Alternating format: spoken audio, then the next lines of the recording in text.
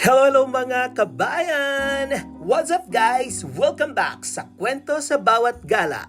Kung naghahanap kayo ng bagong tambayan dito sa Riyadh, makinig kayo dahil nandito tayo ngayon sa Laysan Valley. Pagdating mo pa lang, mapapansin mo na agad ang kakaibang vibe ng lugar.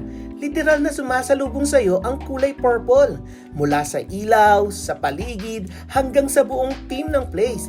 Hindi siya yung typical na mall o cafe strip. Ibang level to, modern, stylish, at sobrang Instagrammable. Kaya naman tara, samahan niyo akong libutin itong napakagandang bagong tambayan dito sa Riyadh. Hi guys!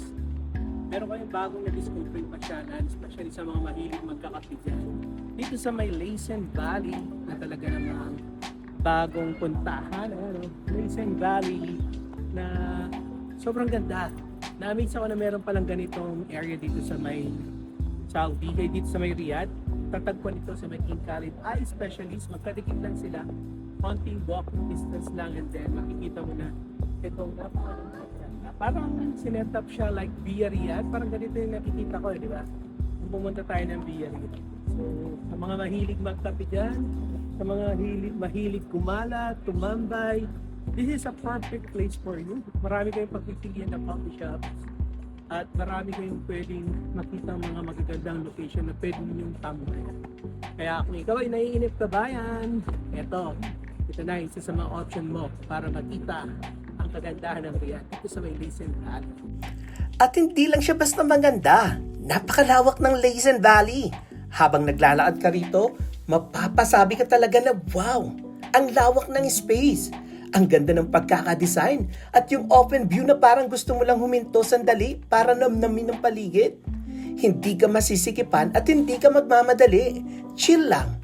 At ang isa pa sa mga pinakasolid dito ay ang dami ng pagpipilian. May iba't ibang restaurant, may mga kapihan, at mga spots na perfect para sa barkada, family, o kahit solo ka lang na gusto mong mag-relax.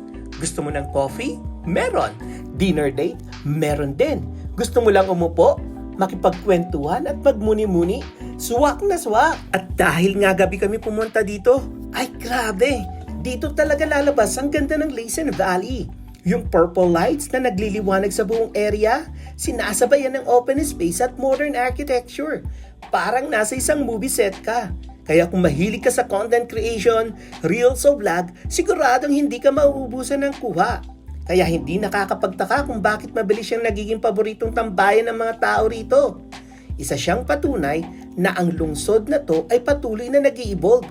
Hindi lang puro trabaho, kundi may espasyo para mag-enjoy, mag-relax at gumawa ng bagong alaala. Kaya kung nandito ka sa Riyadh at naghahanap ka ng bagong experience, isang lugar na fresh, malawak at sobrang ganda sa mata, ilagay mo na sa listahan mo ang Laysan Valley. Dahil sa bawat lakad, may kwento. Ako si Makoy Gueco at ito ang Kwento sa Bawat Gala.